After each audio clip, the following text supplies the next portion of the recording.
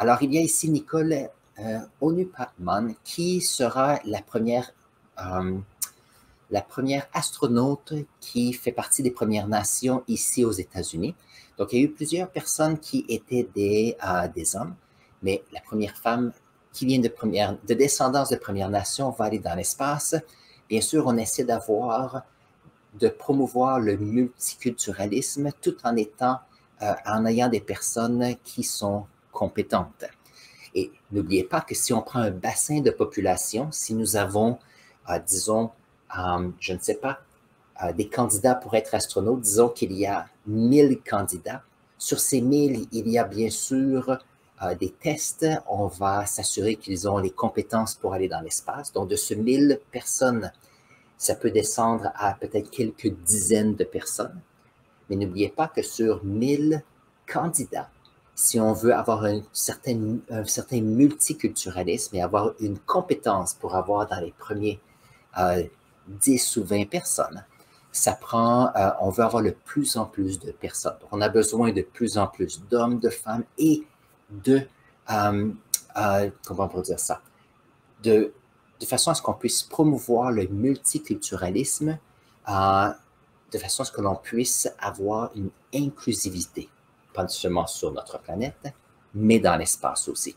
Donc ça, c'est une nouvelle qui est arrivée cette semaine. Je me suis dit que j'allais le présenter avec vous. C'est toujours intéressant de voir cela.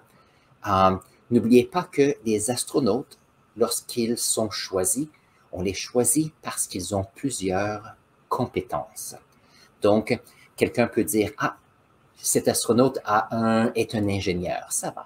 Mais être ingénieur n'est pas assez, parce qu'on ne peut pas envoyer dans l'espace une équipe de 20 personnes avec un ingénieur, un spécialiste pour réparer certaines choses, spécialiste de communication, des pilotes, des personnes qui font différentes recherches sur la croissance de nourriture et autres. Lorsqu'on est astronaute, on veut avoir une variété de compétences. Alors, si je me rappelle bien, donc on va juste aller faire un tour ici, juste pour voir. Alors ici, cette dame, elle est une ingénieure, voilà. Ingénieure ici mécanique, voilà. Très bien. Elle est aussi un pilote, voilà. Souvent, chose intéressante, ils vont essayer d'avoir des personnes qui ont leur licence de pilote en même temps, parce que n'oubliez pas que si nous avons dans la station spatiale ou dans un vaisseau spatial 5 personnes et que sur les 5, 4 sont docteurs, 4 sont ingénieurs électriques et mécaniques, 3 sont des pilotes et qu'il y a peut-être les 5 qui peuvent faire de la recherche sur différents sujets. On se retrouve avec une équipe qui peut faire plusieurs choses en même temps. C'est un peu la même chose sur la planète ici. Si un employeur veut engager quelqu'un, le fait d'engager une personne avec plusieurs compétences scientifiques, ça leur permet de pouvoir avoir une personne qui fait plusieurs choses. Alors, une des raisons pourquoi que moi, je voulais apprendre l'anglais, par exemple, c'est le fait d'être bilingue. Je sais qu'en Europe, on peut savoir plusieurs langues parce que les pays sont beaucoup plus près.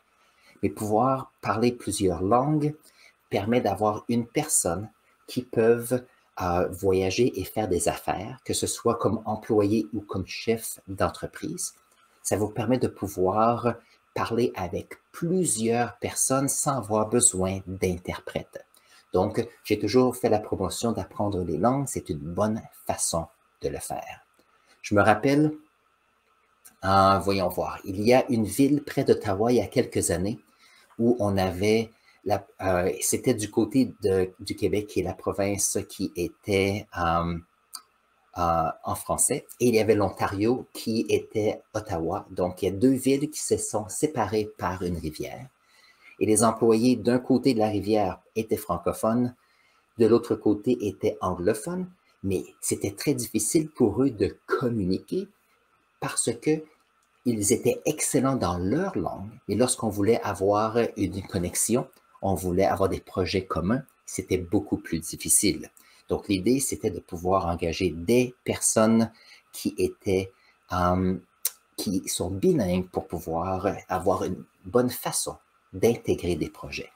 Maintenant, la ville qui était française a dit « Ah, ça nous prend des anglophones », donc ils ont engagé des anglophones, mais le problème qu'ils ont fait, c'est qu'ils ont oublié de penser que les nouvelles personnes devaient parler devaient parler anglais, mais aussi français. Parce qu'avoir une ville qui engage des francophones unilingues ou des anglophones unilingues n'aide pas la situation. Donc, je suis très fier de ceux qui sont en Europe. C'est toujours fantastique de voir comment est-ce que vous avez plusieurs langues et vous pouvez communiquer entre vous.